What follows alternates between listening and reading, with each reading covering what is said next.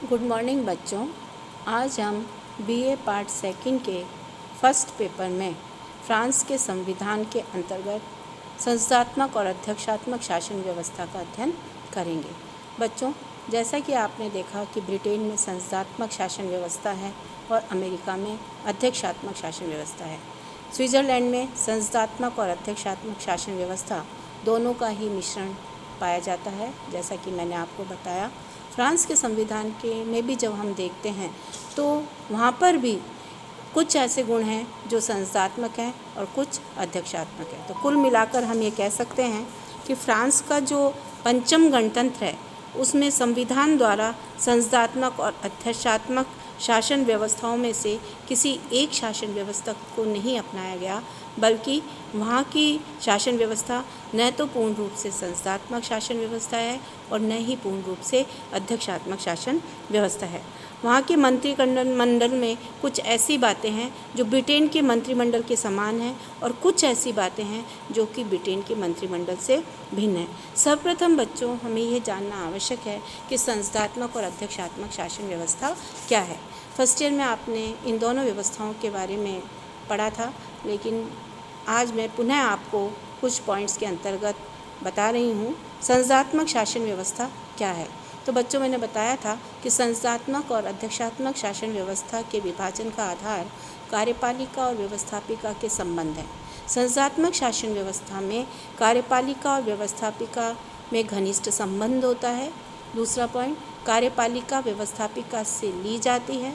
तीसरा पॉइंट, तो कार्यपालिका और व्यवस्थापिका के प्रति उत्तरदायी होती है। फोर्थ पॉइंट है, संस्थात्मक शासन व्यवस्था में सामूहिक उत्तरदायित्व पाया जाता है। सामूहिक उत्तरदायित्व क्या होता है बच्चों? जैसा कि आपको पता है कि जब मंत्रिमंडल के एक सदस्य के विरुद्ध अविश्वास प्रस्ताव आ जाता है तो सभी मंत्रियों को इस्तीफा देना होता है। तो इस संस्थात्मक शासन व्यवस्था का ये प्रमुख गुण है। इसके अतिरिक्त राजनीतिक सजातीयता, मंत्रिमंडल एक समान दल से मंत्रिमंडल का निर्माण होता है, तो राजनीतिक सजातीयता पाई जाती है संस्थात्मक शासन व्यवस्था में। नेक्स्ट विशेषता है दोहरे स्तर पर शासन शक्ति। संस्थात्मक में दो तरह की शासन शक्ति होती है, नाम मात्र की और वास्तविक।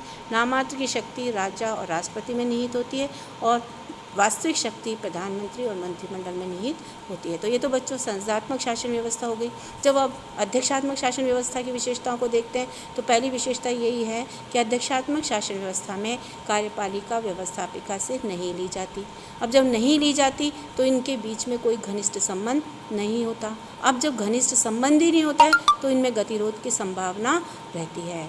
ये तीन विशेषताएं इसकी हैं। इसके अतिरिक्त इनमें राजनीतिक सहजातीयता नहीं होती। जो मंत्रिमंडल है वो आवश्यक नहीं है कि एक दल के सदस्यों से ही बने। जैसे अमेरिका में दो दल हैं, रिपब्लिकन और डेमोक्रेटिक, तो जब वहाँ पे मंत्रिमंडल का निर्माण राष्ट्रपति करता है तो राष्ट्रपति इन दोनों दलों के व्यक्तियों को भी अपने अनुभव यदि अच्छा हो तो शामिल कर सकता है अपने मंत्रिमंडल में। इसके अतिरिक्त वहाँ पर इकहरा शासन होता है। सारी जो वास्तविक शक्तियाँ होती हैं वो राष्ट्रपति में ही निहित होती हैं। तो ये तो बात हो गई कि संस्थात्मक क्या है और अध्यक्षात्मक शासन व्यवस्था क्या है। अब जब हम फ्रांस के संदर्भ में अध्ययन करते हैं तो फ्रांस में यदि हम देखें तो हमें न तो वो पूर्ण रूप से संस्थात्मक लगता है और न ही पूर्ण रूप से अध्यक्षात्मक लगता है। फ्रांस के शासन में यदि हम सबसे पहले देखें अध्यक्षात्मक शासन के गुण क्या हैं, तो जैसा कि आपको पता है कि फ्रांस के संदर्भ में जब हमने संविधान की विशेषताओं का अध्ययन किया था तो कई गणतंत्र वहाँ पर सामने आए थे और कई संविधान उससे जुड़े हुए थे। तृतीय और चतुर्थ जो संविधान था फ्रांस का, उसमें कहीं ना कहीं संस्थात्मक शासन व्यवस्था की छाप अधिक दिखाई देती थी। प्रधानमंत्री के पास ज़्यादा शक्तियाँ थी, मंत्रिमंडल ज़्यादा शक्तिशाली था। लेकिन पंचम गणतंत्र के संविधान को जब हम देखते हैं तो राष्ट्रपति की शक्तियों को वहाँ पे ज़्यादा कर दिया और राष्ट्रपति प्रधानमंत्री का निर्वाचन करता है, उसकी नियुक्ति करता है और उसको पद से हटा भी सकता है। तो इस तरीके से हम इसमें अध्यक्षात्मक तत्व देखें तो पहला यही कि पंचम गणतंत्र के राष्ट्रपति को वास्तविक शासक नियुक्त किया गया है, उसको वास्तविक शक्तियाँ दी गई हैं, जबकि तृतीय और चतुर्थ गणराज्य में ये शक्तियाँ राष्ट्रपति के पास नहीं थी। तो वास्तविक शासक किस में होता है? अध्यक्षात्मक शासन व्यवस्था में होता है। दूसरा, जो पूर्व में राष्ट्रपति का निर्वाचन अप्रत्यक्ष निर्वाचन प्रणाली के माध्यम से किया जाता था, जनता के द्वारा अप्रत्यक्ष रूप से होता था, लेकिन वर्तमान में 1962 में यह व्यवस्था की गई कि फ्रांस का राष्ट्रपति फ्रांस के सभी निर्वाचकों द्वारा प्रत्यक्ष रूप से चुना जाता है। सभी निर्वाचक कौन हैं बच्चों? जो राष्ट्रपति के निर्वाचन में भाग लेते हैं, जनता वहाँ की वो इन सबको चुनती है। राष्ट्रपति का निर्वाचन द्वितीय मतपत्र प्रणाली के द्वारा होता है। अब द्वितीय मतपत्र योजना क्या है, कभी आपसे पूछ सकते हैं। तो द्वितीय मतपत्र योजना, इस योजना के अंतर्गत आवश्यक होने पर 2 अलग अलग मतदान होते हैं। प्रथम मतदान जब होता है तब यदि किसी उम्मीदवार को 50% से अधिक मत नहीं मिलते हैं तो वो विजयी घोषित नहीं होता, और दूसरे मतदान के लिए आगामी द्वितीय रविवार को मतदान की व्यवस्था कर ली जाती है। उस मतदान में प्रथम जो 2 उम्मीदवार होते हैं उनके बीच मतदान कराया जाता है, और उनमें से जो विजयी होता है उसको राष्ट्रपति बना दिया जाता है। तो ये जो प्रणाली है ये द्वितीय मतपत्र योजना है बच्चों, तो इसको आप विशेष रूप से देख लेना, क्योंकि कई बार जो छोटे प्रश्न आते हैं उसमें ये प्रश्न पूछे जाते हैं। इसके अलावा तीसरा है अध्यक्षात्मक शासन प्रणाली की तरह राष्ट्रपति प्रत्यक्ष रूप से चुना जाता है। 4th पॉइंट है अध्यक्षात्मक शासन प्रणाली की तरह फ्रांस में मंत्रिमंडल में राजनीतिक सहजातीयता नहीं होती। मैंने अभी बताया कि जरूरी नहीं है कि एक ही दल के सदस्य मंत्रिमंडल का निर्माण करें। जैसे भारत में यदि मान लीजिए भारतीय जनता पार्टी जीतती है, लोकसभा में बहुमत मिलता है, तो उसका दल का नेता ही प्रधानमंत्री बनता है और वो अपने मंत्रिमंडल में उसी दल के सदस्यों को शामिल करता है। चाहते हुए भी वो दूसरे पार्टी के सदस्यों को शामिल नहीं कर सकता, लेकिन ऐसी बाध्यता फ्रांस में दिखाई नहीं देती।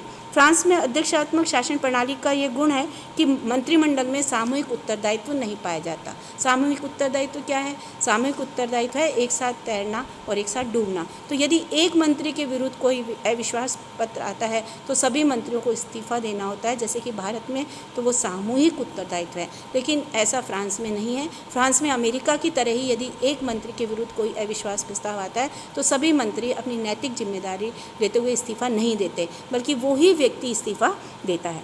मंत्रिमंडल की दुर्बल स्थिति, फ्रांस में मंत्रिमंडल की दुर्बल स्थिति है। जैसा कि मैंने आपको बताया कि प्रारंभ में तो वहाँ पे प्रधानमंत्री सशक्त था, लेकिन पंचम गणतंत्र में सारा जो वास्तविक शक्तियाँ राष्ट्रपति को दे दी, और राष्ट्रपति इस तरीके से कार्य करता है कि जहाँ उसको प्रधानमंत्री की सलाह की आवश्यकता होती है वहाँ वो लेता है, लेकिन कुछ क्षेत्र ऐसे हैं जिसमें बिना प्रधानमंत्री की सलाह के भी वो कार्य कर लेता है। तो इस तरीके से संविधान की धारा 50 के अनुसार राष्ट्रीय सभा प्रधानमंत्री को त्यागपत्र देने के लिए विवश भी कर सकती है, और निंदा प्रस्ताव के द्वारा फ्रांस के राष्ट्रपति को ऐसा करने के लिए कह भी सकती है, क्योंकि राष्ट्रीय सभा क्या है बच्चों? वहाँ की संसद है ना।